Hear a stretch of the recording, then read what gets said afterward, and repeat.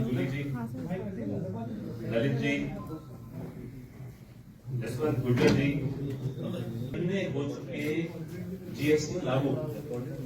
सबसे पहले आपको चौंकाने वाला आंकड़ा 90 महीने में रोज औसतन रोज, ये तो जीएसटी जिसका नाम है गुड्स एंड सर्विसेज टैक्स, जिसका आधार ही सरलीकरण की तरफ था कि इसको सिंप्लीफाई करें, तो ऐसा कैसा सरलीकरण हुआ कि 90 महीने में रोज एक सर्कुलर निकला। ये मोदी सरकार का जीएसटी है। इसलिए आज हम 12 शहरों में 12 नेता पूरे देश में जीएसटी पर प्रेस वार्ता कर रहे हैं। मिडिल क्लास को, छोटे व्यापारी को, गरीब तबके को सबसे ज्यादा चोट इस जीएसटी से पहुंची है। जो 64% जीएसटी 2021-22 में 64% जीएसटी जो इकट्ठा हुआ, वो देश के 50% आबादी ने दिया। ये एक और चौंकाने वाला है। तो 64% तो गया 50% आबादी से, जो मिडिल क्लास है, गरीब है, उससे गया, और 10% बड़े अमीर लोगों ने दिया। वो कितने लोग? 3% अमीर लोगों ने 10% जीएसटी दी। तो देखिए जीएसटी की सबसे ज्यादा मार कैसे मिडिल क्लास को, व्यापारी को, छोटे व्यापारी को, मुझे और आपको, हम सबको पड़ रही। 9 दरें जीएसटी की हैं आज की तारीख।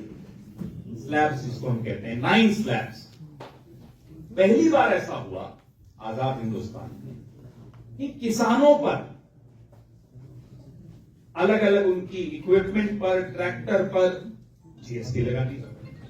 किसी सरकार ने कभी भी किसानी पर टैक्स टेररिज्म या टैक्स का आतंकवाद नहीं लागू किया, लेकिन इस सरकार ने किसानों की जो लागत है वो बढ़ा दी। वादा किया था 2022 तक तो आय दोगुनी कर देंगे, उल्टा क्या हुआ? लागत दोगुनी कर दी जीएसटी की माध्यम से। 9 दरें, जैसा कि मैं आपको बता रहा था, 0%, 5%, 12%, 18%, 28%, ये तो 5 बड़ी दरें हो गई। फिर 0.25% एक और दर, फिर 3% की एक और दर स्पेशल कैटेगरी, और फिर कुछ ऐसे कॉम्पोजिशन स्कीम में 1.5%, 6%, अलग अलग इतनी दरें आपने बना दी। फिर आप कहते हो कि आप सरलीकरण की दिशा में जीएसटी लागू कर रहे हैं। कौन सा सरलीकरण? और 5 साल में, अभी एक तीसरा आंकड़ा मैं आपको देना चाह रहा हूं जो बहुत चौंकाएगा आपको, और आप हैरान हो जाएंगे कि आप वोट भी देते हैं, आप टैक्स भी देते हैं, और आपको जो सुविधाएं मिलती है वो कैसी मिलती है। 5 साल में इनकम टैक्स 240% वृद्धि हुई इकट्ठा करने में, और जीएसटी की संग्रह में 170%, 177% वृद्धि हुई। अब आप आंख बंद करके सोचिए कि इसका लाभ आपको क्या मिला, आपके परिवार को क्या मिला, आपके शहर को क्या मिला, आपके राज्य को क्या मिला, और आपके देश को क्या मिला। भैया, आप अगर टैक्स दे रहे हो तो कुछ सोच कर दे रहे हो कि भाई मुझे लाभ मिलेगा, मेरी सड़कें अच्छी होंगी, मेरे जीवन का स्तर अच्छा होगा, मेरे को बिजली अच्छी मिलेगी, पानी अच्छा मिलेगा, रोजगार के अवसर मिलेंगे, परिवार को लाभ होगा, लेकिन कुछ नहीं मिलेगा, कुछ नहीं मिला। बेतहाशा वृद्धि, और नतीजा कुछ नहीं, सिर्फ 0।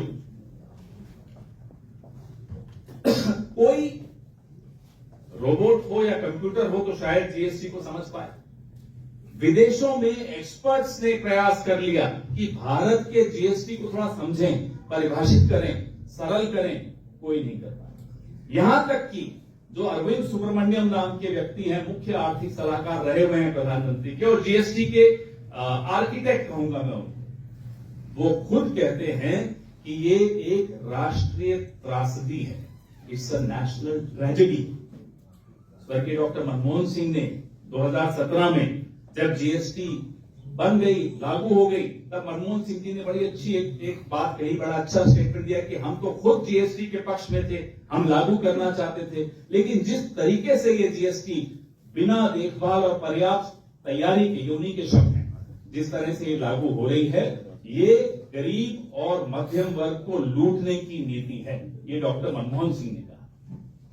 और उनकी बात आज इसी 10-15 दिन पहले उनका देहांत हुआ, उनकी बात आज सबको याद आ रही है कि वाकई सही कहा था उन्होंने, जीएसटी एक चोट है हम सब पर। आपने एक और मैं आपको बात बताता हूं, जीएसटी के बारे में जितना ये शोषण कर रहे हो तो कर ही रहे, उसके बावजूद 2 लाख करोड़ की चोरी जीएसटी की 2023-24 एक साल का यह आंकड़ा है, 2 लाख करोड़ की चोरी। और 2023-24 इससे पहले 22-23 में 1 लाख करोड़ की चोरी, तो उससे दुगनी एक साल में डबल हो गई चोरी। और इनपुट टैक्स, आप में से कई लोग समझते हैं, इनपुट टैक्स क्रेडिट जो है, उसमें जो धोखाधड़ी हो रही है, 35,132 करोड़ रुपए की चोरी वहां हुई, जो अभी पकड़ी गई। जो नहीं पकड़ी गई वो पता नहीं कितनी हो। जो मैंने आपको किसानों का बताया, हमने, कांग्रेस पार्टी ने जो 2024 का चुनाव था, उसमें अपने मैनिफेस्टो में जानबूझकर ये इसीलिए लिखा था कि जीएसटी 2.0 की अब आवश्यकता है। जो 2017 में लागू हुआ वो फेल हुआ है, और 2.0 हमने इसलिए वादा किया था कि आम लोगों पर उसका बोझ, टैक्स का, कर का कम हो। हाल के महीनों में मोदी जी ने हमारे घोषणा पत्र की कई बार नकल करते हुए पकड़े गए।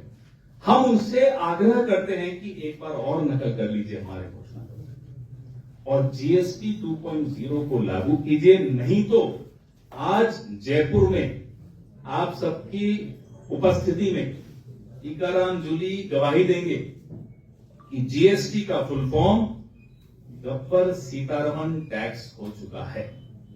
गब्बर सिंह तो पुरानी बात हो गई, अब नया गब्बर सिंह आया है, गब्बर सीतारमण टैक्स। और इससे लोग आत्महत्या तक के केसेस सामने आए हैं। ये स्थिति जीएसटी की हो गई है। ये महत्वपूर्ण मुद्दा है। कोई राजनीतिक दल मध्यम वर्ग के लिए आवाज नहीं उठाता, कांग्रेस के अलावा। कांग्रेस पार्टी मध्यम वर्ग के ऊपर इस तरह की बेतहाशा चोट के खिलाफ पूरे देश में आवाज उठाएगी, उठा रही है। और इस बजट से पहले, बजट सत्र से पहले हम जानबूझकर इस मुद्दे को और ज्यादा बढ़ा रहे हैं, ताकि बजट जब सेशन हो तो संसद के, पूरे संसद का ध्यान इस मुद्दे की तरफ जरूर जाए। आपके सवाल। सर, अशोक गहलोत जी ने कल कहा है कि दिल्ली में जो है कांग्रेस की सरकार बनने की संभावनाएं लग रही हैं। आप ही के नेता हैं पृथ्वीराज चौहान जी, उन्होंने कहा है कि एक बार सरकार अरविंद केजरीवाल की बनाने की बात हुई थी, और पृथ्वीराज चौहान जी से गठबंधन अगर होता भी ज्यादा। पृथ्वीराज चौहान जी से अभी बात हुई, उन्होंने कहा मेरा अर्थ बड़ा स्पष्ट था कि अगर इंडिया गठबंधन चुनाव लड़ता तो गठबंधन की जीत होती। अब चुनाव खुला है, कोई भी जीत सकता है, और मोमेंटम कांग्रेस के पक्ष में जाता हुआ दिख रहा है। अभी उन्होंने खुद कहा, और शायद थोड़ी देर में स्टेटमेंट भी बोल रहे थे कि मैं दे रहा हूं। तो आप दिल्ली पता नहीं कब आए, पिछले 15 दिन में। अभी हमारे कुछ साथी पत्रकार मिले हुए आए। कांग्रेस पार्टी को जिस तरह से वहां अब सुना जा रहा है, लोगों द्वारा भी, और मैं बड़ा हैरान हूं ये देखकर कि मीडिया द्वारा भी, उससे लगता है कि भाजपा और आप दोनों कांग्रेस की बढ़ती लोकप्रियता से और इस बात से परेशान हैं कि लोग अब उनको पूछते हैं कि 15 साल कांग्रेस का शासन अब हमें याद आ रहा है। पिछले 10 साल में जो तबाही हुई, लोग अब उसके खिलाफ वोट देना चाहते हैं। बीजेपी का तो कोई शासन 27 साल पहले था वहां, तो लोगों को याद ही नहीं है। कांग्रेस को अब सब याद करते हैं। लेकिन जो निचले तबके हैं उनको टारगेट कर रहे हैं। सवाल हो रहा है जितने भी झुग्गी झोपड़ी हैं हमेशा 11 तारीख को मीटिंग लेके उनके प्रधानों से बातचीत करेंगे। अपने नेताओं को भेजा जा रहा है, वो वहाँ पर खाना खा रहे हैं उनके साथ। तो क्या ये वोटों को ये पूरा इकट्ठा करने उनके साथ वहाँ खाना खाते हैं और बाकी सारा खाना अदानी को खिलाते हैं। तो अब कौन उनकी बात को गंभीरता से लेगा? झुग्गी झोपड़ी में आप बैठ जाओ, उससे क्या फर्क पड़ता है? सब कुछ पूरा देश तो आप गौतम अदानी को दोगे और फिर कहोगे देखो हम झुग्गी झोपड़ी वालों के साथ। चल रही है या समीक्षा कर रही है, इस पे आपका क्या कहना है? पर्ची सरकार, पर्ची आ गई होगी कहीं से कि ये बदल दो। अभी जो पर्चियों पे मुख्यमंत्री बनते हैं, मुझे तो नाम भी इनसे बार बार पूछना पड़ता है टीकारानी से, आजकल कौन है मुख्यमंत्री। तो आप छोड़िए ना, वो पता चला कि नर्मदा का पानी ला रहे हैं, सुना प्रधानमंत्री। अब राजस्थान में नर्मदा का पानी ला रहे हैं, बताइए। तो शुरू में तो अब इनकी बातों को मजाक में डाल खेड़ा जी, कांग्रेस लगातार है, क्या लग रहा है इस संगठन को बचाने की कवायद होगी? क्योंकि कांग्रेस लगातार चुनाव हारती, तो आगे क्या रणनीति रहने वाली है? कांग्रेस संगठन मजबूत किस तरह से होगा या फिर यही सिलसिला रहेगा? हिमाचल, तेलंगाना, कर्नाटका, झारखंड, जम्मू कश्मीर, पिछले 2 साल का मैं रिजल्ट बता रहा हूँ कि लगातार हार रही है। मेरे को इस बात पर थोड़ी आपत्ति। हार जीत अलग चीज होती है और संगठन को मजबूत करने की कवायद कोई ऐसा नहीं होता कि आज शुरू हुई और कल खत्म हो गई। ये भी लगातार चलती रहती है। एक जीवित पार्टी है, एक जीवंत पार्टी है, उसमें लोग आते हैं, नए विचार। और एक राजमहल बना है दिल्ली में। आपने राजमहल के विषय में नहीं पूछा, ये भी मेरे को अभी समझ में आ रहा है धीरे धीरे। वो राजमहल जो प्रधानमंत्री जी ने अपने लिए बनाया है, वो भी देखते बनेगा। अगर आपको या हमें कभी मौका मिले जाने का, वो मौका मिलेगा नहीं, न मुझे न आपको, लेकिन सुनते हैं कि करोड़ों करोड़ों करोड़ों रुपए का वो एक राज भवन बना है, वहां राजमहल बना है। और शीश महल के विषय में तो आप लोग देख ही रहे। जयपुर के मामले को स्किप कर गए आप, वसुंधरा जी वाला जो मैंने पूछा। मुझे मालूम नहीं जिस मामले में, तो उसमें तो टीकाराम नहीं बता पाएंगे। मालूम कीजिएगा आप इस मामले में। जी जरूर करो जी। मीडिया विभाग को देखता हूँ तो उसमें मेरी भी जिम्मेदारी है कि मेरे को क्या बदलाव करना है। वो तो खड़गे जी से तो वो तो नहीं बोलेंगे, मुझे ही करना होगा। तो राष्ट्रीय अध्यक्ष ने हम सबको आह्वान